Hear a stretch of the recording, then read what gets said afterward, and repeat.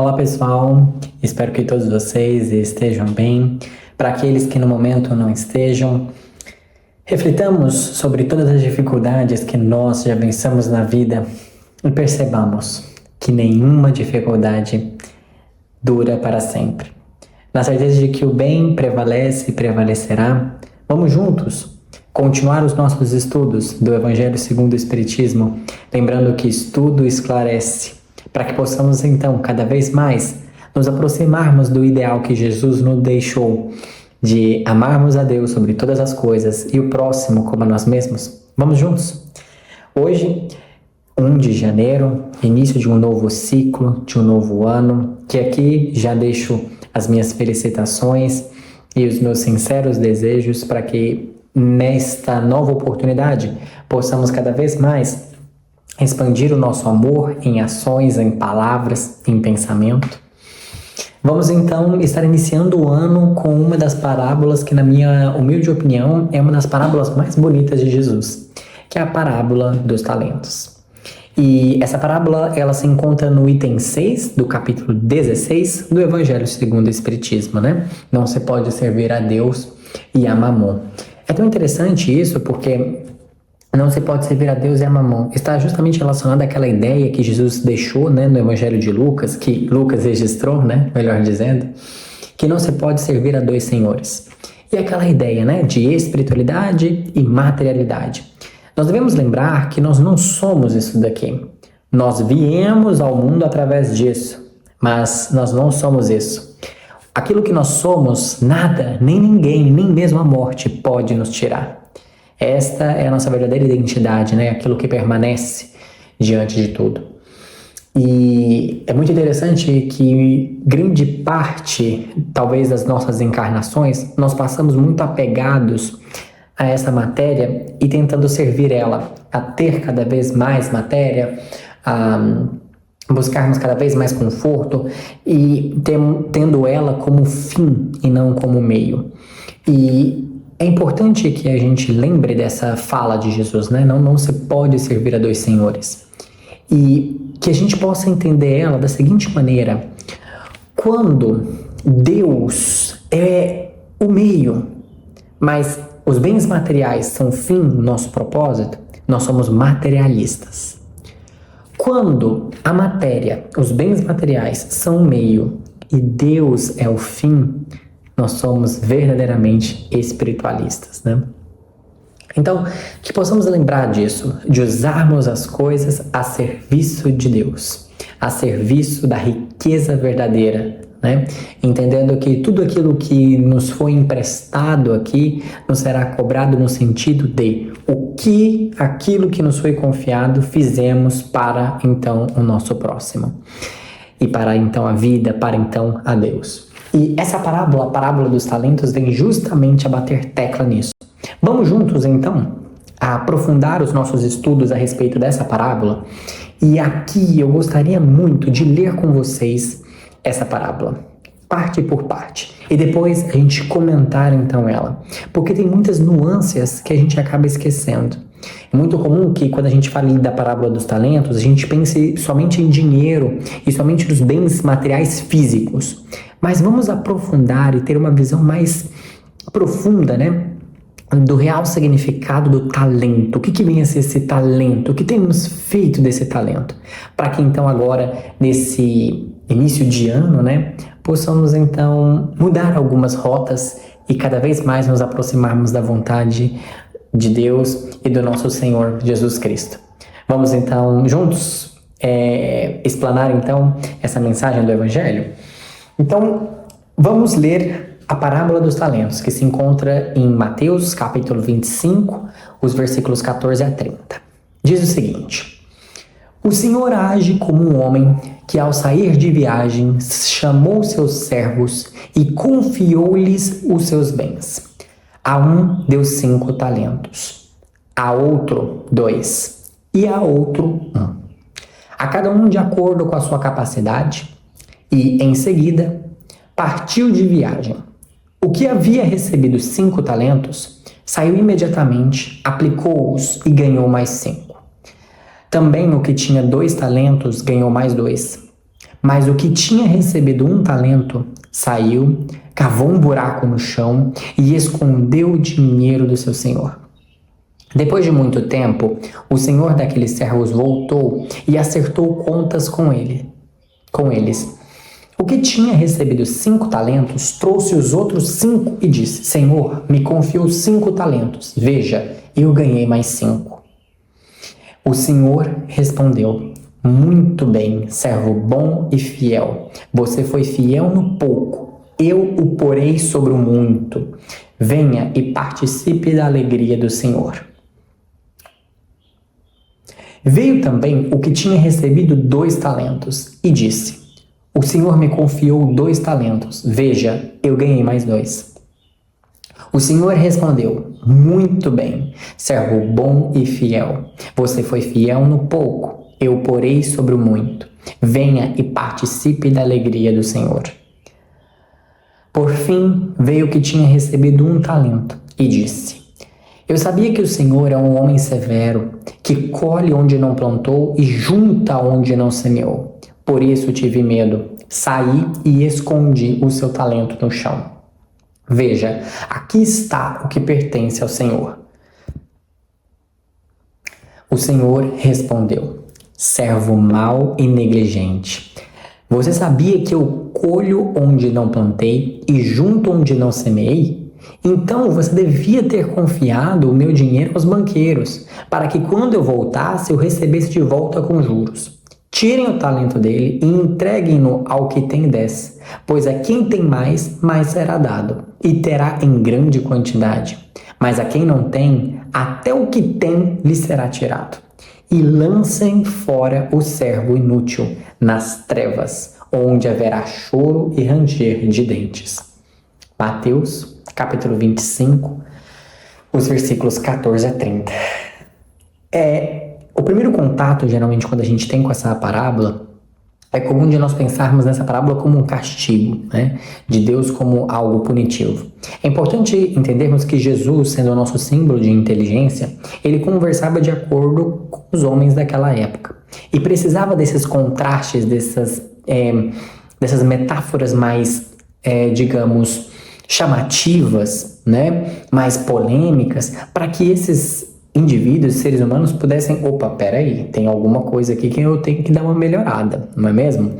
E ele fala justamente de Senhor, ele fala justamente de talento e de dinheiro, porque era o que aqueles indivíduos naquele momento conseguiam entender, porque estavam muito apegados ainda à matéria. E até hoje nós estamos, convenhamos, né? Mas aqui é muito importante que, com a luz da doutrina espírita, e o esclarecimento a respeito das encarnações e a respeito de que a verdadeira vida é a vida espiritual, que nós somos espíritos e viemos através disso, é importante que a gente então pense sobre essa parábola dos talentos em várias perspectivas. Aqui então, portanto, vamos fragmentá-las e comentar parte por parte. Vamos juntos? Olha que interessante. A primeiro momento, quando Jesus inicia a parábola dizendo: O Senhor age como um homem que, ao sair de viagem, chamou seus servos e confiou seus bens. Olha que interessante isso. Devemos lembrar que Jesus, muito sábio, era sintético e deixava a nós o dever de aprofundarmos os seus ensinamentos. Então, o Senhor age como um homem que, ao sair de viagem, então, esse Senhor, Deus, vai então à viagem e confia aos servos os seus bens. Então, aqui é interessante pensarmos que esses servos somos nós, espíritos em evolução. Essa é a primeira coisa, talvez mais simples da gente conseguir abstrair, né, dessa passagem. Só que tem uma coisa que a gente esquece. E que tá ali, tá explícito ali, mas a gente esquece. Olha lá, ó. O Senhor age como um homem que, ao sair de viagem, chamou seus servos e confiou-lhes. Ou seja, aqui tem uma passagem que a gente esquece muito, né? Deus confia. Deus confia. Ou seja, quando fala que ele saiu de viagem, o mundo não é uma marionete. Ou seja, ele confia a cada um de nós para fazermos nossa devida parte na obra de Deus. E a gente deve entender isso porque quando nos foi dado o nosso primeiro talento, o talento mais simples, qual é? A vida, a oportunidade dessa encarnação. Nós devemos entender que quando esse talento foi dado, antes dele ser dado, já tinha alguém nos bastidores confiando em nós. Devemos lembrar que muitas das vezes, quando nós estamos descrentes de nós mesmos, devemos lembrar que há o nosso Pai de amor que confia em nós. E por isso estamos aqui. E que se não fosse por esse amor e por essa confiança, nós não estaríamos. E que quantas vezes nós esquecemos disso. Esquecemos que somos filhos de um Pai de amor. Jesus foi o primeiro a falar da ideia do Pai Abba, do Pai Amor. E não de uma ideia de um Pai distante e severo, não. Jesus aproxima Deus de nós, nos envolvendo com amor, com a sua caridade. E que muitas das vezes a gente esquece disso. Então não vamos nos subestimar. Nós temos a capacidade de fazermos coisas melhores e de amarmos uns aos outros. A questão é que grande parte das vezes nós não confiamos em nós mesmos. E mais do que isso, nós esquecemos que há alguém que confia em nós, que fez o que fez, que nos deu a oportunidade porque sabe que dentro de nós há sim a oportunidade de amar. Então, nós somos chamados a agir, a decidir, a criar, em outras palavras. Essa passagem, esse início, reflete muito bem a ideia do livre-arbítrio, que cada um de nós possui. Cada um de nós possui livre-arbítrio. E devemos lembrar que somos convidados a agir.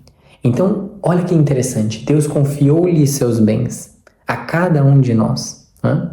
E é importante que quando a gente pensa nesses bens, se o Senhor então ele é Deus, a gente pense nos bens divinos.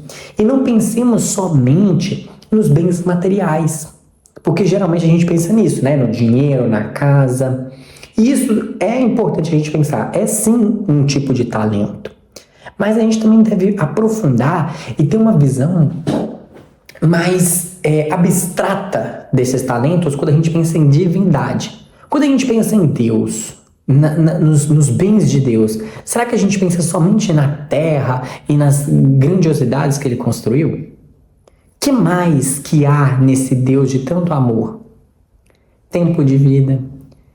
Aquilo que nos é confiado, tem pessoas que vivem 100 anos, 80 anos, 70 anos, no tempo de vida que nos é confiado, que é, querendo ou não, um talento. O que nós temos feito com esse tempo? À medida que vários e vários anos vão se passando, que temos a oportunidade de passar natais com as nossas famílias, com os nossos amigos, de comemorarmos a virada do ano, o que temos feito? À medida que esses anos vão se passando, temos amado mais? Temos entregado mais a vida? Temos vivido mais? Porque isso foi algo confiado, foi um talento. O tempo de vida que nós temos é um talento. E o que temos feito disso? Além disso, a inteligência e sensibilidade. Como assim? Há pessoas que leem algo e já entendem de primeira. O que essas pessoas fazem dessa inteligência? Elas ensinam os outros, elas ajudam os outros. Há pessoas, por exemplo, que olham para as outras e sabem que elas não estão bem. Há pessoas que olham para as outras e entendem o que as pessoas estão querendo dizer, mesmo que talvez ninguém esteja entendendo. Talvez sem nenhuma palavra, só de olhar. Isso é sensibilidade, isso é um talento. Isso é um talento. Como em várias passagens, Jesus, tendo poucos diálogos com as pessoas, já entendia das necessidades das outras pessoas. Isso é sensibilidade. Isso é um talento. Então convém a nós pensarmos sobre isso. Além disso, a capacidade de amar. Tem pessoas que nascem com uma capacidade enorme de amar, querendo ali casar, ter filhos, construir uma família e juntar nora e neto e sobrinho e todo mundo. Isso é um talento. Aquele coração que nasceu com aquela vontade enorme de amar. O que nós temos feito disso? Convém a nós pensarmos um pouco sobre isso. Porque quando nós lemos a passagem da parábola dos talentos e vemos essa pessoa que enterrou esse talento, convém nós pensarmos sobre todas essas coisas ali. Será que eu estou enterrando o tempo de vida? Será que eu não estou enterrando uma inteligência, uma sensibilidade, uma capacidade de amar? Eu estou enterrando, não, depois eu amo. Não, em uma próxima oportunidade. E talvez daquelas que a gente mais esqueça e que e que hoje nós estamos carecendo tanto desse talento. A capacidade que algumas pessoas têm de ter consciência. Olha que interessante isso, né? Ou seja, a gente deve perceber que Deus não dá coisas prontas para nós, mas dá potencialidades. Ou seja, Ele não vai lá e dá a obra completa. Então, por exemplo, uma pessoa nasce rica, com muito dinheiro, vamos pensar em bem material. Mas o que essa pessoa vai fazer desse dinheiro é uma potencialidade.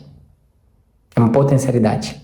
A pessoa nasceu com muita inteligência, ok? É a potencialidade para ensinar muita coisa, para entender muita coisa. A pessoa nasceu com muita capacidade de amar, de novo. Ela tem a potencialidade, mas a obra vai depender dela, de como ela vai agir, criar e decidir durante a sua vida. E do que eu estava dizendo a respeito da consciência, hoje nós carecemos muito disso. De pessoas que têm consciência divina, de entender o seguinte: o melhor caminho que aproxima de Deus é isso. Então deveríamos fazer isso. E quando eu falo de consciência, é em todos os sentidos: consciência política, consciência científica, consciência artística. Ou seja, de termos ali a visão do que é ideal, a visão do que é o melhor. E entregarmos isso para as pessoas. Porque muitas das vezes nós erramos por estarmos inconscientes. E há pessoas que estão conscientes, sabem o que deve ser feito, mas têm medo. E não dizem. Então, é um talento que foi dado e que muitas das vezes nós enterramos. Quanto mal no mundo poderia ter sido evitado se nós tivéssemos a coragem de trazer a nossa consciência à tona, de despertarmos as pessoas. Devemos lembrar sempre que o despertar, ele parte de dentro para fora. Nós não conseguimos mudar as pessoas, mas as nossas ações podem servir de caminho para que aquele que quer despertar, porque é interessante que a gente pense nisso. Jesus veio, ensinou. Se Jesus pudesse transformar a todos de uma vez, teria feito. E não pôde. Por quê? Porque existe uma lei natural, que é a lei de livre-arbítrio. Mas é interessante pensarmos de o que seria de nós, seres que queremos despertar, queremos buscar um caminho se não fosse Jesus. Já pararam para pensar sobre isso? Ok, estou procurando um caminho, quero voltar então de volta a Deus, quero me conectar com Deus. O que seria de nós, espíritos em evolução, se Jesus tivesse desistido? Entendem isso? Então, é muito importante que nós possamos compreender aonde cada um se encaixa na sua vida. E nós somos seres muito imediatistas e queremos as respostas pro agora. E devemos entender que grande parte do amor que a gente distribui, que a gente planta, talvez não vamos colher nem nessa encarnação. Né? Então, devemos lembrar dessas situações e termos consciência delas. Vamos seguir. Quando então Jesus disse: a um deu 5 talentos, a outro 2 e a outro 1, a cada um de acordo com a sua capacidade. Aqui vem uma questão sobre a justiça divina. A vida não distribui de maneira igual, mas distribui de maneira justa. E aqui tem uma coisa que nós interpretamos de maneira muito errada. Nós temos o péssimo hábito, e é uma interpretação muito egoística, de dizermos o seguinte: quem muito tem, muito merece. Não é isso que essa passagem está querendo nos dizer. A cada um deu conforme a sua capacidade. Quem muito tem é porque tem muita capacidade de poder distribuí-los, de poder oferecê-los. Vai depender Se esse ser humano tem então ali a escolha do seu livre-arbítrio de então usar esses bens em benefício não somente de si, mas em benefício dos outros. Entenda o que eu estou querendo dizer? Muitas das vezes a pessoa que muito tem diz, tudo que eu tenho é porque eu mereço e tudo mais. Ok, mas a gente deve entender que quem há muito é dado, muito é cobrado. E que essa passagem aqui está nos dizendo é que a justiça está ligada com aquela ideia que ninguém recebe além do que pode carregar. Ou seja, cada um tem a cruz que necessita. E aqui vem um ponto muito importante, mas às vezes a gente fala assim, Joito, mas eu não dou conta não. Aí a gente tem que lembrar do que a gente comentou lá no início, o servo. E lembrarmos que o Senhor confiou. João, eu não dou conta. Tá, dá conta. Dá conta. Sabe por quê? Porque foi confiado a você. E se foi confiado a você, é porque você tem a capacidade. Só que aí vem aquela questão. Quando nós vamos tomar uma decisão na nossa vida e estamos em dúvida do que fazer e fala assim, nossa, eu não vou dar conta de abrir mão disso, nossa, eu não sei o que, e a gente fica naquele tormento, a gente deve pensar em quais senhores nós estamos servindo. A qual deles, né? Melhor dizendo. Muitas das vezes, grande parte do nosso sofrimento vem porque nós queremos servir os dois senhores. E tem momentos da nossa vida que a gente não consegue fazer isso. E aí a gente tem que fazer a escolha entre servir a Deus ou servir a Mamon. E aí a nossa alma fica dividida e nós então sofremos. Só que nós devemos entender, de novo, que se foi confiado a nós, nós possuímos a capacidade. E nós temos que crer nisso. E mais do que crer, fortalecer a nossa fé em nós, para que então possamos entender que aquelas potencialidades que estão dentro de nós, Deus já conhecia há muito tempo. O problema então não é ter pouco. O problema é não fazer nada com o que se tem. Porque o que a gente observa é que aquele que tinha 5, aquele que tinha 2, nenhum deles foi mais importante ou menos importante. Não. A ideia aqui não é ter pouco, mas é deixar de fazer algo. É essa a ideia. Então, muitas das vezes nós comparamos e temos aquela ideia de que viemos para cá para fazer algo extraordinário. E sim, viemos para cá, todo mundo foi confiado a oportunidade de fazer algo extraordinário. Só que nós temos uma visão errada do extraordinário. Sabe por quê? Nós pensamos em extraordinário, pensando no extraordinário nos olhos do homem. Em coisas grandiosas do homem. Pensamos em matéria, em dinheiro. E devemos lembrar que aquilo realmente extraordinário é aquele que mais ama. Devemos lembrar que os grandes homens não foram aqueles que tiveram muitas coisas, mas foram aqueles que deram muitas coisas. Que deram muito amor, que deram muito perdão, que deram muito ensinamento. É essa a ideia, essa é a verdadeira riqueza. Esses são os verdadeiros homens, seres humanos que tiveram e têm muita coisa para oferecer.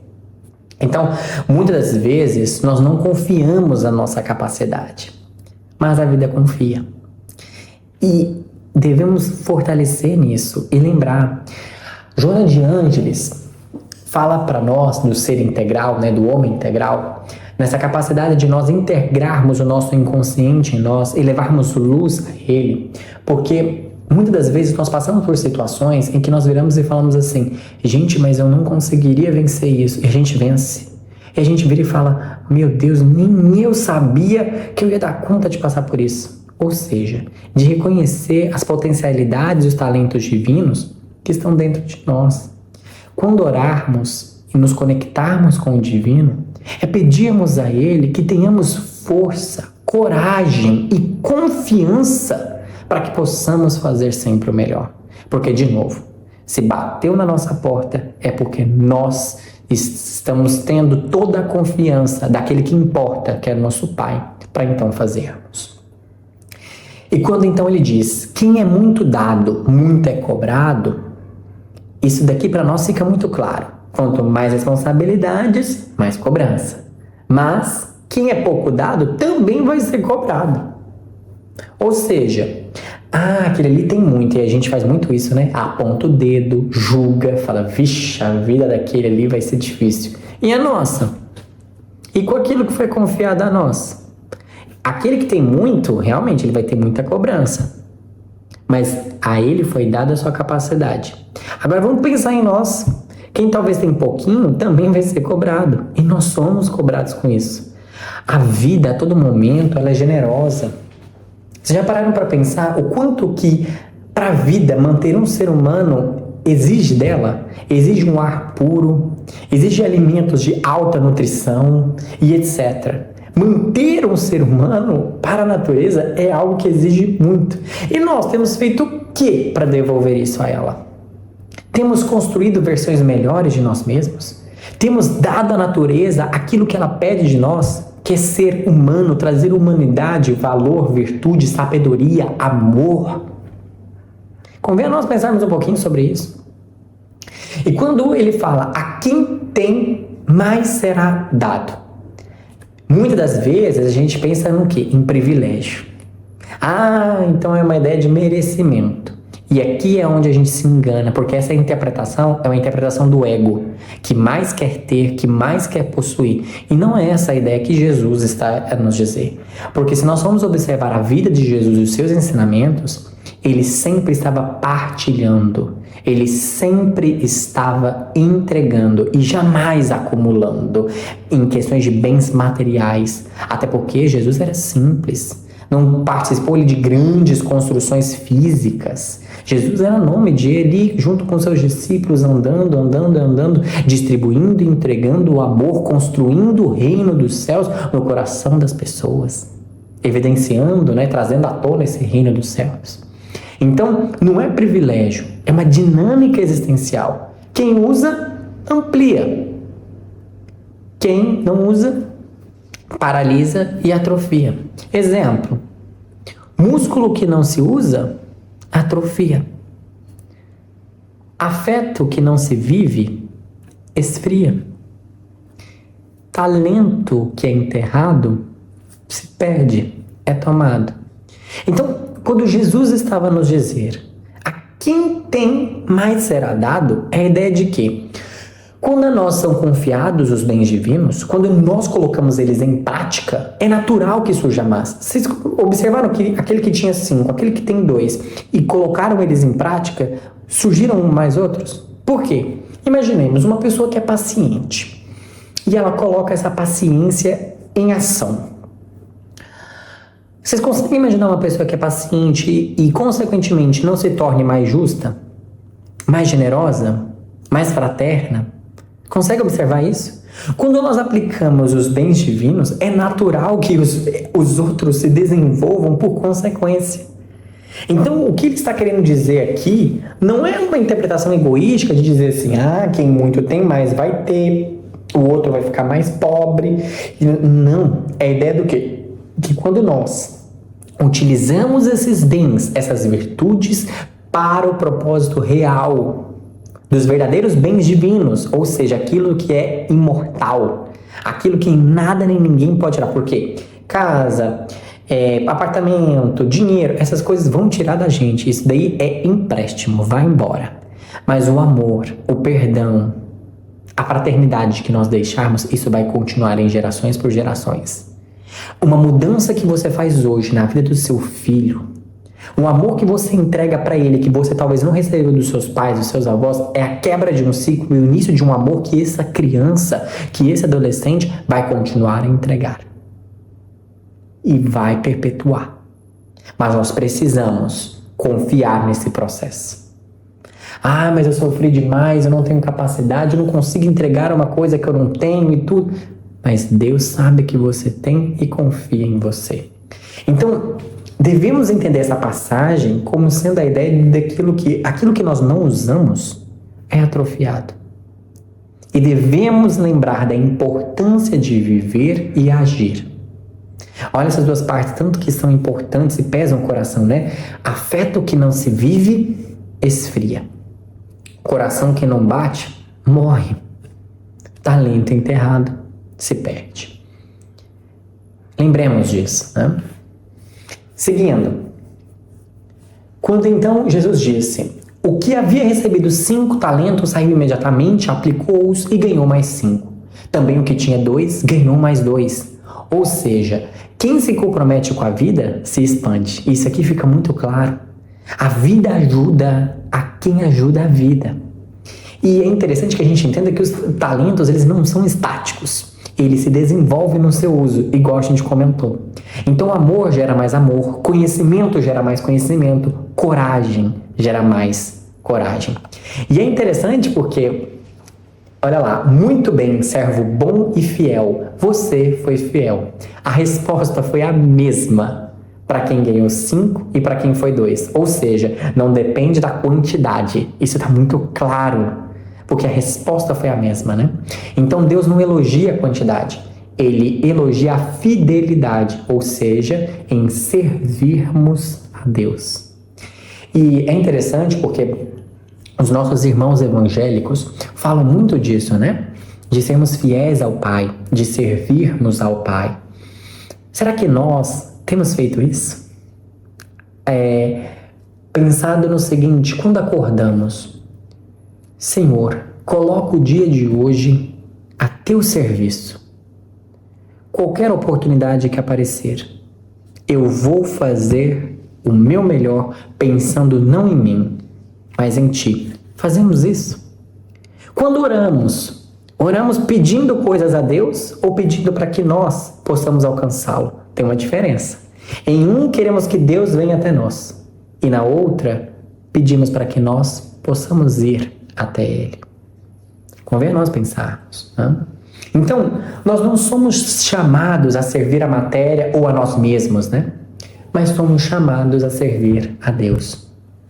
E é esse o chamado que esse capítulo nos deixa muito claro. Não se pode servir a 2 senhores. E nós precisamos ter a consciência, nós precisamos entender a respeito disso e agir a favor disso. Aí às vezes a gente pode ter aquela dúvida: tá, João, mas como é que eu sei que eu estou servindo a Deus? Simples, se nós estamos amando.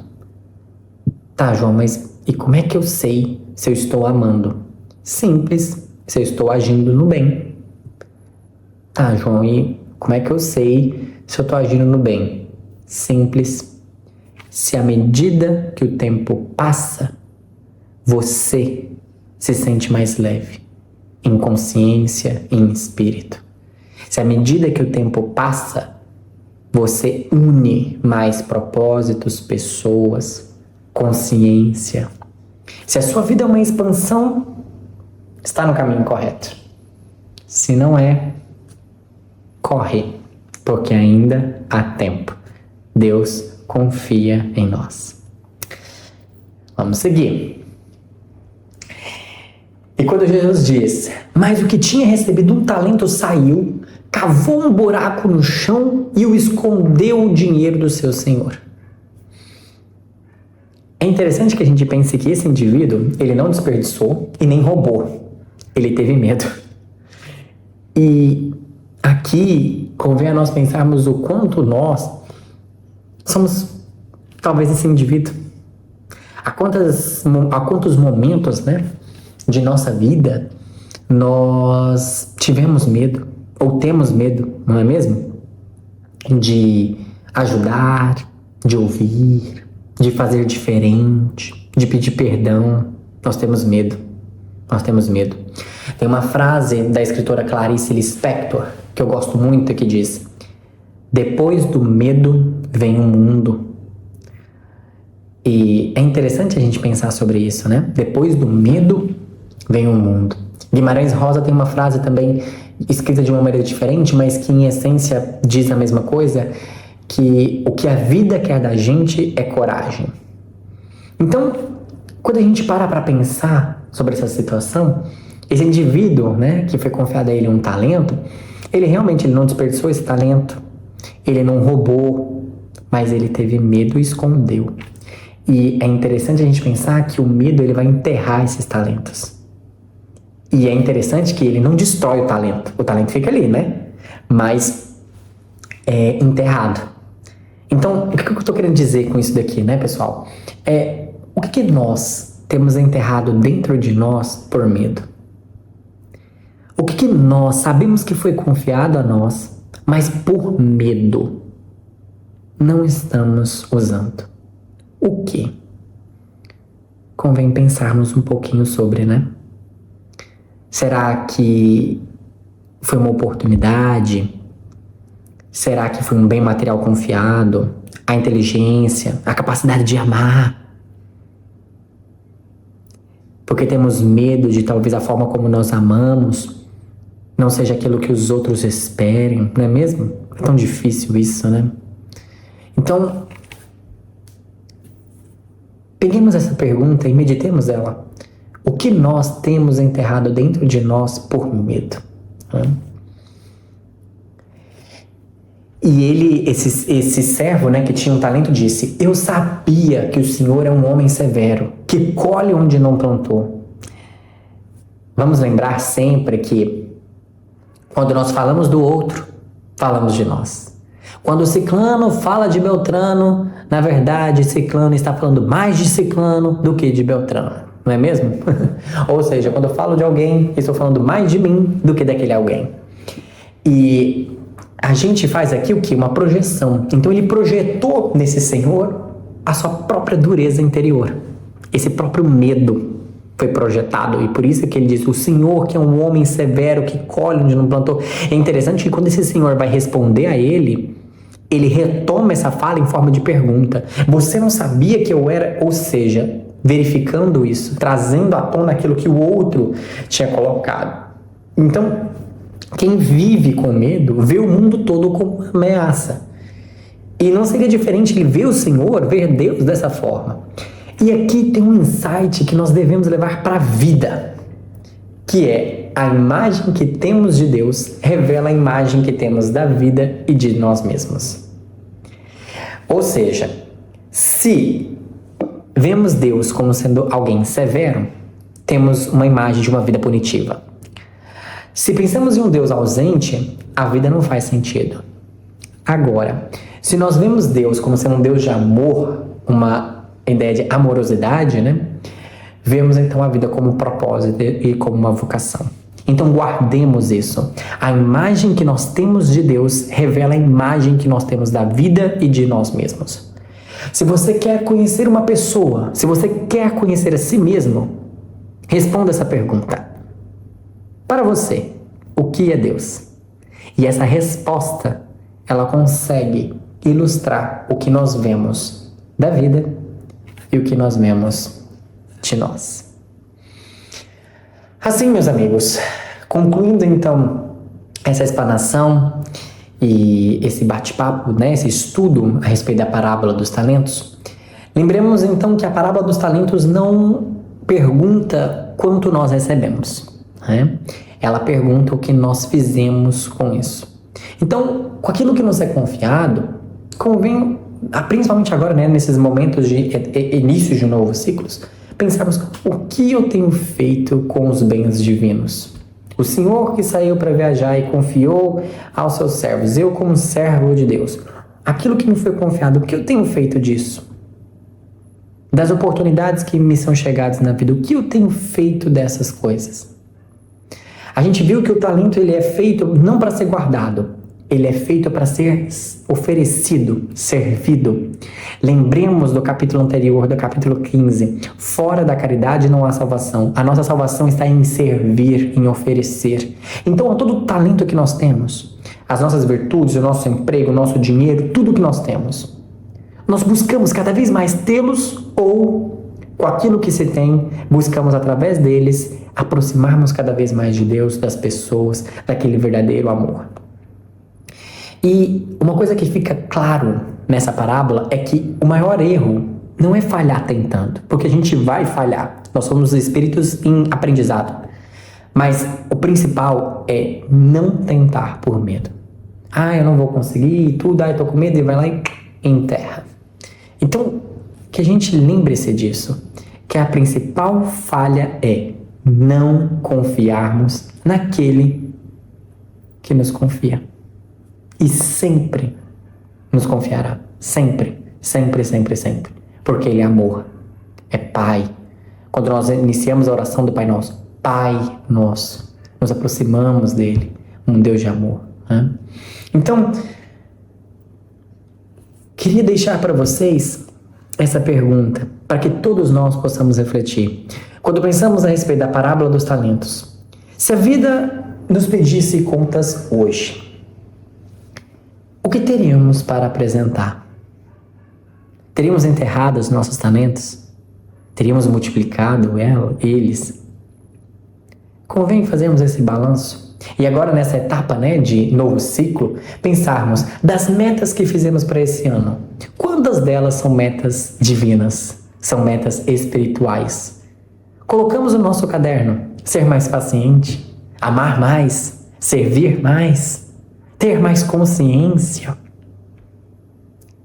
Porque não se pode servir a dois senhores.